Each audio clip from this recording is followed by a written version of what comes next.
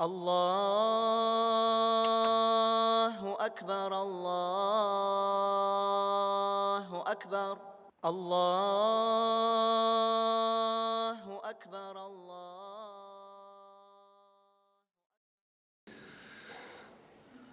إن الحمد لله نحمده ونستعينه ونستغفره ونعوذ بالله من شرور أنفسنا ومن سيئات أعمالنا من يهديه الله فلا مضل له ومن يضلله فلا هادي له وأشهد أن لا إله إلا الله وحده لا شريك له وأشهد أن محمدًا عبده ورسوله صلى الله عليه وعلى آله وأصحابه يا أيها الذين آمنوا اتقوا الله حق تقاته ولا تموتن إلا وأنتم مسلمون يا أيها الذين آمنوا اتقوا الله وقولوا قولا سديدا يصلح لكم أعمالكم ويغفر لكم ذنوبكم ومن يطع الله ورسوله فقد فاز فوزا عظيما أما بعد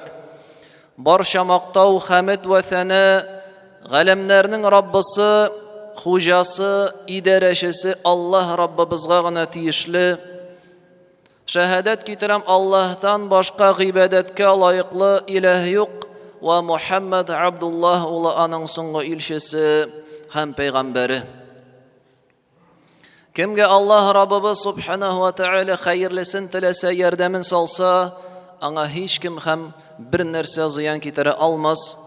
Kimge Allah Teala'nın aşuvu inse, gazabı kilse anı bir kim hem bir nerse qıtqara almaz. Әлеге хutbani cemaat başlap jiberesi kile bir hadisten. Bu hadisni kitire Abdullah ibn Amr isimli sahabe Peygamberimiz Muhammed sallallahu aleyhi ve sellem aytdi. لما فرغ سليمان بن داود من بناء بيت المقدس سأل الله ثلاثا. Davud oğlu Süleyman peygamber aleyhisselam Al-Aqsa meşiti Filistin jirindagi Al-Aqsa meşitin tüzüvün tamamlagaş Allah Teala'ga dua bilen müracaat ite hem üç nerse soruy. Hukmen yusadifu hukmehu birinchisi indi Süleyman kişiler arasında çıgaraşak hükümnin Allah Teala'nın hükmüne doğru kilwin. Yani gadil hükümler çıgarunu. Ve mulken la yenbaghi li ahadin min ba'dihi hem mülket, baylık buten bir kimge de birilmeyecek anın kader. Ve alla ya'ti hada'l mescide ahadun la yuridu illa as-salata fihi illa kharaca min zunubihi ke yevmi veledethu ummuhu. Hem kimde kim mine şuşu Al-Aqsa meşitine baratik namaz oku niyeti bilengine kilip şunda namaz okup çıksa yana tuğan bala gibi günahsız şista şığıvın Allah Teala'dan soradı. Hem Peygamberimiz sallallahu aleyhi ve sellem ayta ikisi ana birildi. Yani Süleyman aleyhisselam gadil hüküm çıgara idi kişiler arasında. Hem ana birildi şunday mülket, şunday kuvvet buten bir kimde de ol bulmadı hem bulmayacak. Ana hatta teriklikler, hayvanlar hem jinler de boysuna idi. Üçüncüsü ansı da cevap birilir, kabul bular deyip ümitlenem min deyip aytdı Peygamberimiz sallallahu aleyhi ve sellem.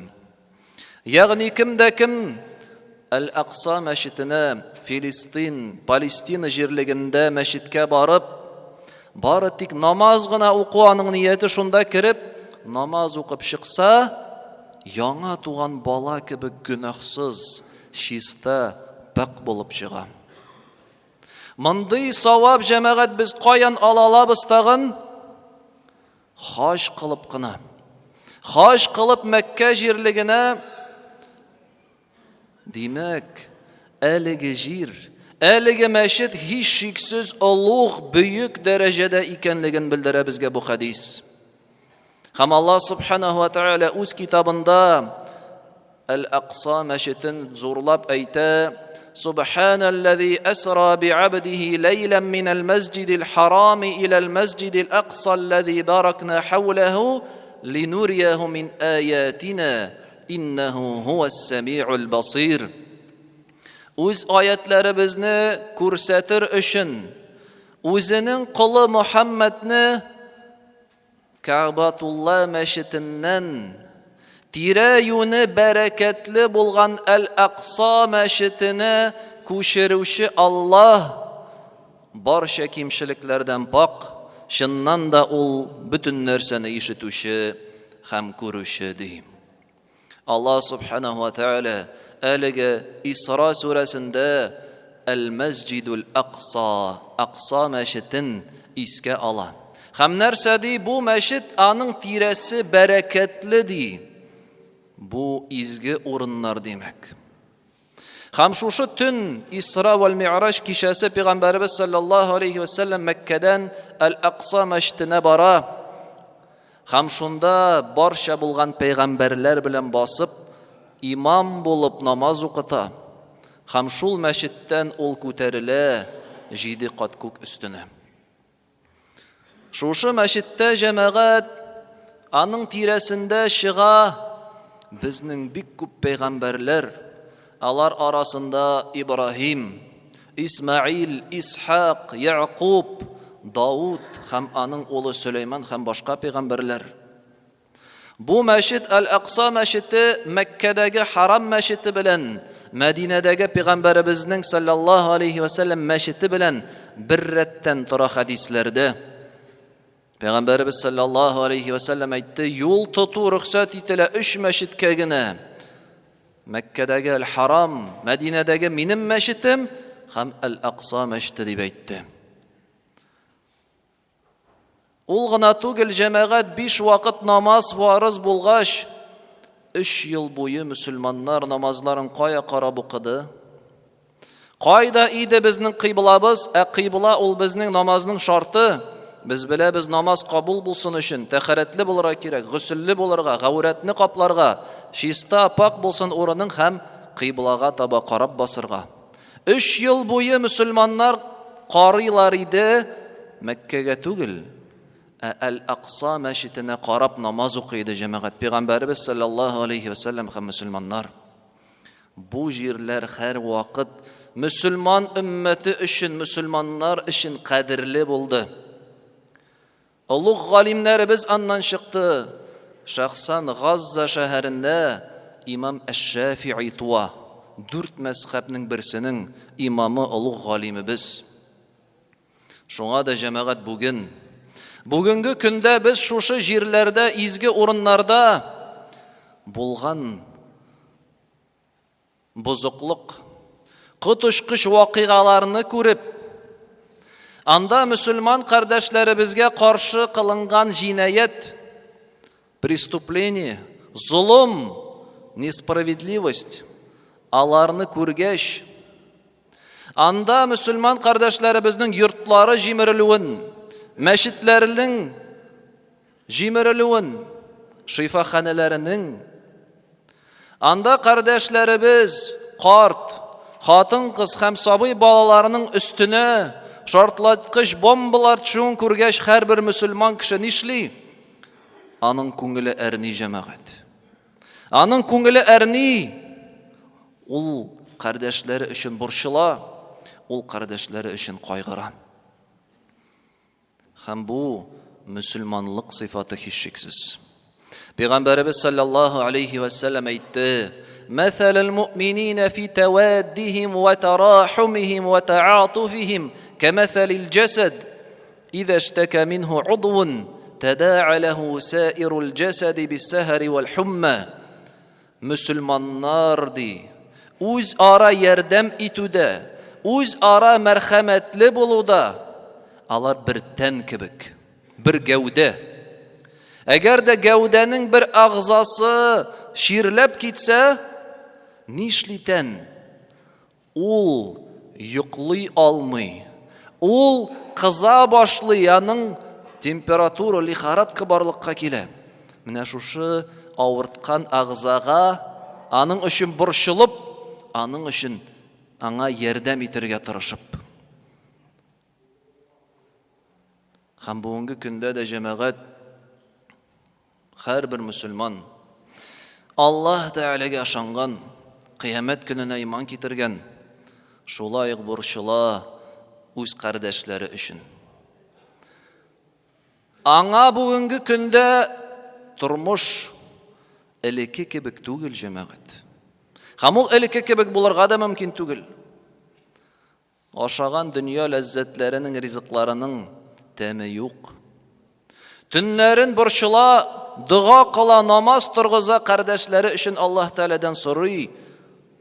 Ихлас, хакыйкый мөселман. Аны кайдыр чакыралар кунакка, ниндидер тантаналы вакыйга, күңел күтәрергә, уен көлкегә, аның анда барыга күңеле тартмый. Ничек күңеле тартсын анда барыга? Бит аның кардәшләренең, андагы булган сабый балаларның тәннәреннән агъзалары өзелеп төшә. Куллары өзелә, аяклары өзелә, башлары өзелә. Шушы сабый балалар әти-әнисенең үлгән гәүдәсе янында "Тур әнием, тур әтием" дип басып торалар. Әмма ләкин алар инде җаннарын бергәннәр. Юк, җәмәгать. Мөселман кеше шушы вакыйгаларны күреп, инде бер нәрсә булмагандай, тормышны дәвам итү, һаман шушы дөнья артыннан куу, аны кайгырту. Бу мөселман кешегә тиешле түгел мондый вакыйгаларда. Бер тән, бер гәүдә алай эшләми. Кисеп атмый авырткан җирен бер генә дә кеше. Ул аны саклап калырга тырыша. Нишләргә, җәмәгать? Нәрсә эшли алабыз соң без дип кемдер сорар. Монда Аллаһ Тәгаләнең китабына кайту кирәк.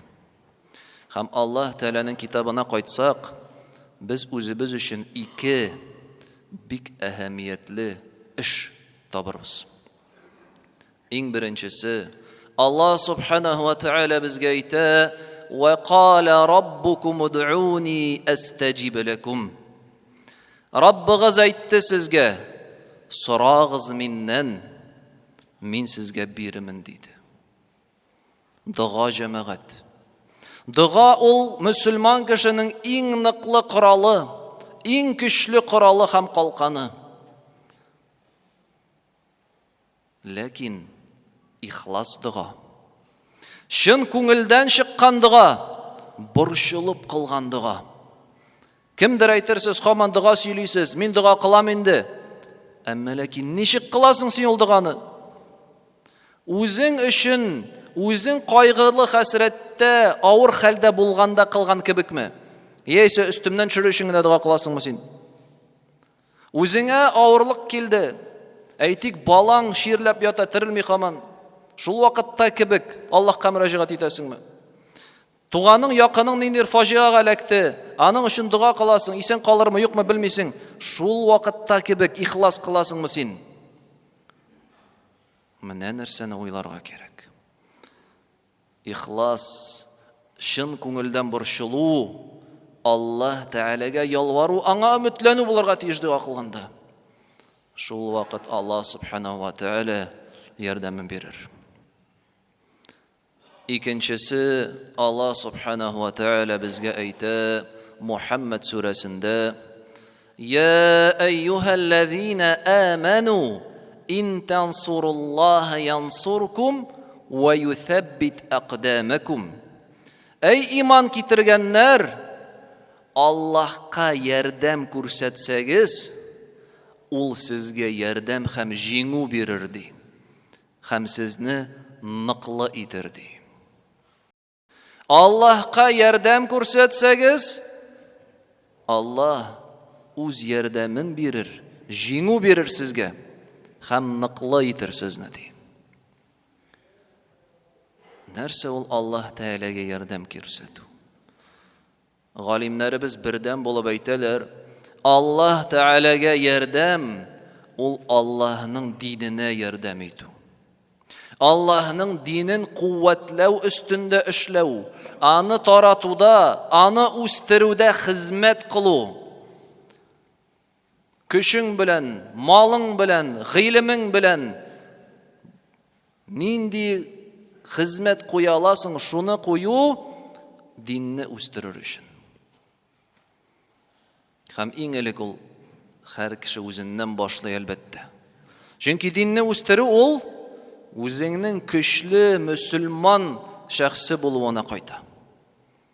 Һәм менә монда һәрберебез үзебез уйланыйк. Ни кадәр көчле мөселман мин? Ни кадәр дәрәҗәдә үтим Аллаһның кушканнарын? Намазларым ни хәлдә иң беренчесе? Тиешле рәвештә башкараммы? Вакытында укып бараммы? Ихтибар белән укыйммы? Хушуъ белән Аллаһ Тәгаләгә бирелеп башкараммы намазларымны? Гөнаһ кылу. Үз тәнеңне, агъзаларыңны саклау гөнаһтан. Күз, кулак, тән, кәсеп иткән маллар каян килә? Халал юл белән киләме? Вакытымны нәрсәгә уздырам мин? Анда кардәшләребез җаннарын бирәләр. Каршы чыккан дошманнарга, аларга нык торалар. Кемдер монда әле һаман менә шушы дошманнар чыгарган, шул ук яһүдләр чыгарган кинолар карап утыра. Шул яһүдләр чыгарган сериалларны күзәтеп утыра. Андагы булган кешеләр өчен кайгыра. Нәрсә булып бетер микән ди? Андагы бүтән кешеләрнең исемнәрен хәтта белә шул кинодагы, сериаллардагы. Аннары әйтәм, борчылам кардәшләрем өчен ди. Кая синең борчылуың? Әгәр дә син шул дошманнар ясаган, алар чыгарган әйберләргә алдаланып вакытыңны бушка уздырасың икән һаман, дуга кылмыйсың, үзеңне үстермисең, мәчеткә килеп гыйлемең арттырмыйсың, Аллаһ юлында хезмәт кыларга күпме мөмкинчелек монда бар. Тигендә мәчетләр җимерелә, торгызыйк монда мәчетләр.